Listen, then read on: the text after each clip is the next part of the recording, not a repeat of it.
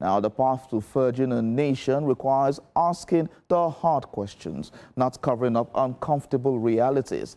This statement is coming from the serving overseer of the Citadel Church, Community Church, Pastor Tunde Bakare, as he addresses the nation.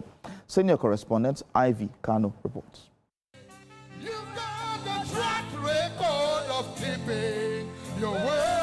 It's a Thanksgiving Sunday service.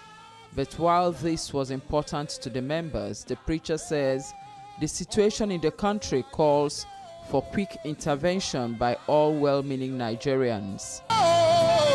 With the theme, The Darkness Before Dawn, the clergyman addressing the killing of Christians said to deny the fact that Christians have been targeted in some parts of the north will be unfair to families of such victims. To deny the reality of the lived experiences of these Christian communities will be a slap in the face of truth and a travesty of justice. According to him, it is time the president identified and addressed the peculiar problems of each zone.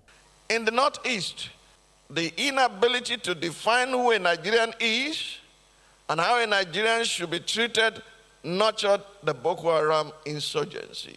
In the Northwest, the same pattern of unresolved grievances has given rise to what we now call banditry. The Southeast is no stranger to the consequences of unresolved grievances and the failure of the state to ensure justice. He also had a long list of recommendations. Acknowledge the responsibility of the Nigerian state. This will entail the president owning the failure of government over the decades. It will entail opening a victims and survivors register. Then at the end of 3 months, in a solemn address to the nation, the president would tender an apology on behalf of the Nigerian state to victimized communities across the nation. Number 2, giving context to the declaration of emergency on security.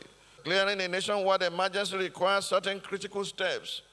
Analysis of the situation suggests that terrorists anticipating an impending area bombardment since the Trump pronouncement have preemptively begun abducting civilians to use them as human shields once the attacks occur.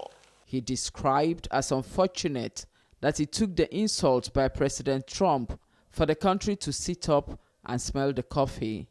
Ivy Kano, TVC News, Lagos.